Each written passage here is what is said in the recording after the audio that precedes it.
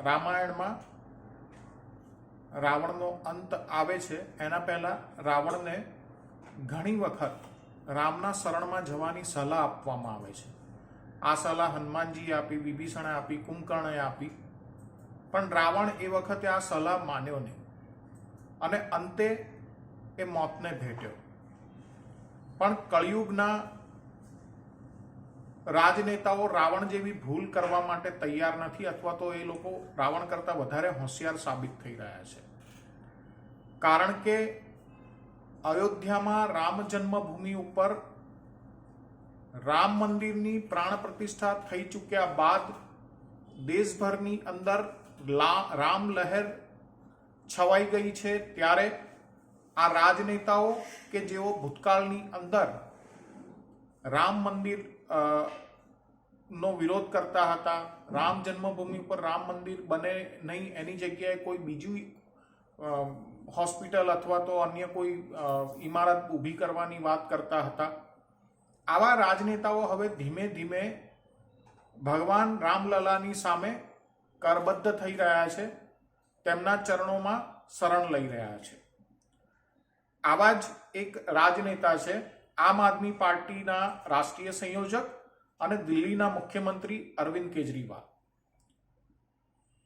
અરવિંદ કેજરીવાલે ભૂતકાળમાં ક્યારેક કહ્યું હતું કે તેમના નાની કહેતા હતા કે અયોધ્યામાં રામ જન્મભૂમિનો જે વિવાદ ચાલી રહ્યો છે એ વિવાદિત સ્થાન ઉપર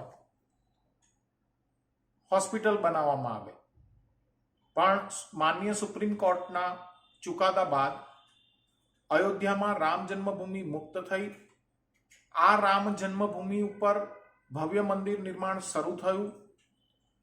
22 જાન્યુઆરીએ ભવ્ય રામ મંદિર નિર્માણરત છે, ત્યારે ત્યાં રામલલાને વિરાજમાન કરવામાં આવ્યા. પ્રાણ પ્રતિષ્ઠા મહોત્સવની અંદર વડાપ્રધાન નરેન્દ્ર મોદી સહિતના દેશના ઘણા અગ્રણી મહાનુભાવોએ ભાગ લીધો. દુનિયાભરના કરોડો રામ ભક્તો અને સનાતનીઓએ તેનો લાભ પણ લીધો. હવે ભારતની અંદર લોકસભાની ચૂંટણીને ગણતરીના દિવસો બાકી છે. લગભગ 90 દિવસ જેવો સમય હવે બાકી છે. આ દરમિયાન ચતુર રાજનેતાઓને ખ્યાલ આવી ચૂક્યો છે કે રામદ્રોહી સાબિત થવું એટલે તેમનું પોલિટિકલ અવસાન છે. એટલે આવા પોલિટિકલ નિધનથી બચવા માટે આવા રાજનેતાઓ એ હવે મંદિર ફરવાના છે. આજે વાત કરવી છે અરવિંદ કેજરીવાલની. તેઓ પંજાબના મુખ્યમંત્રી ભગવંત માન સાથે અયોધ્યામાં રામલલાના દર્શન કરવા માટે ગયા. રામલલાના દર્શન કરવા એની અંદર કંઈ જ અજુગતું નથી, કંઈ જ ખોટું નથી. રામલલાના ચરણમાં માથું નમાવવું જોઈએ. અરવિંદ કેજરીવાલ સાથે તેમના માતા પિતા પણ હતા, પરિવારના સભ્યો સાથે તેઓ ત્યાં ગયા. 1.25 કલાક જેટલું ત્યાં રોકાયા. ભવ્ય રામ મંદિરના તેમણે વખાણ પણ કર્યા. પંજાબના મુખ્યમંત્રી ભગવંત માન પણ તેમની સાથે હતા. ભગવંત માનની સાથે તેમના પત્ની અને તેમના માતા પણ હતા.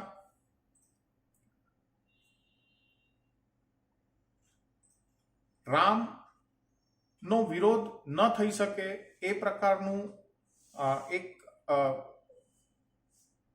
શખ્સિયત, વ્યક્તિત્વ એ ભગવાન રામ છે.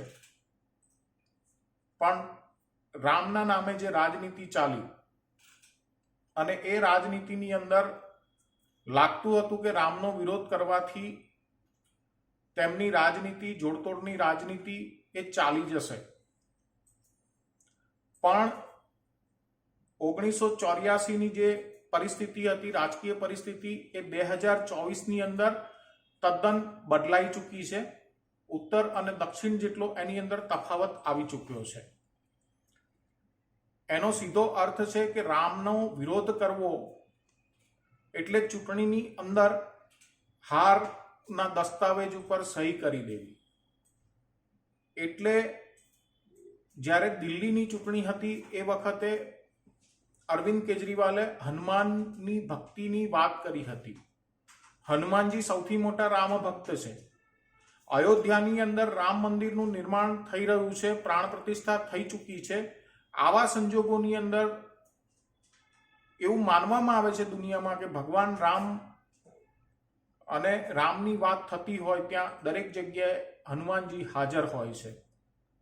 તો આવા સંજોગોની અંદર જો પોતાને હનુમાન ભક્ત કહેવામાં આવતા હોય એવા રાજનેતા રામલલાના દર્શન કરવા માટે ન જાય તો એ પણ એક બહુ મોટો ચૂંટણીનો મુદ્દો બને. તો આવા સંજોગોની અંદર અરવિંદ કેજરીવાલ અને ભગવંત માન રામલલાના દર્શન કરવા માટે અયોધ્યા પહોંચ્યા હતા. ભાજપના નેતા હરીશ ખુરાનાએ કેજરીવાલને ચુનાવી હિન્દુ તરીકે સંબોધિત કર્યા છે. જો કે તેમણે પણ કહ્યું છે કે રામલલાના દર્શન કરવા જોઈએ અને એમાં કંઈ જ ખોટું નથી. પણ અહીંયા સવાલ એ છે કે જો રામલલાનો વિરોધ ન હતો તો રામ જન્મભૂમિ ઉપર રામ મંદિરનો વિરોધ શા માટે હતો? અને હવે રામ જન્મભૂમિ ઉપર બનેલા રામ મંદિરમાં રામલલાનો દર્શન માટે જે લોકો જઈ રહ્યા છે એ લોકોએ એ વિચારવું જોઈએ કે ભગવાન રામલલા 3 દાયકાથી વધુ સમય સુધી શા માટે તાડપત્રીના કામચલાઉ મંદિરની અંદર રહ્યા? અને આ જે મંદિરની અંદર રહ્યા એ શું આ દેશના કરોડો રામ ભક્તો, કરોડો સનાતનીઓ માટે શરમનો વિષય નહોતો? માત્ર રાજકીય રોટલા શેકવા માટે જો આ બધી વસ્તુઓ થતી હોય અને થઈ રહી હોય તો એ ખરેખર રામનો દ્રોહ છે. રામના દર્શન કરવાથી પણ રામદ્રોહ કદાચ ન મટે. માટે આનું પ્રાયશ્ચિત એ માત્ર રામલલાના દર્શન નથી, આનું પ્રાયશ્ચિત એ સાચા સાંસ્કૃતિક મુદ્દાઓની અંદર દેશના કરોડો હિન્દુઓ સાથે ઊભા રહેવું, એમની ભાવનાઓ સાથે ઊભા રહેવું એ આનું પ્રાયશ્ચિત છે. અને આ પ્રાયશ્ચિત કરવામાં નિષ્ફળતા એટલે હકીકતે રાજકીય નિધન જ સાબિત થશે.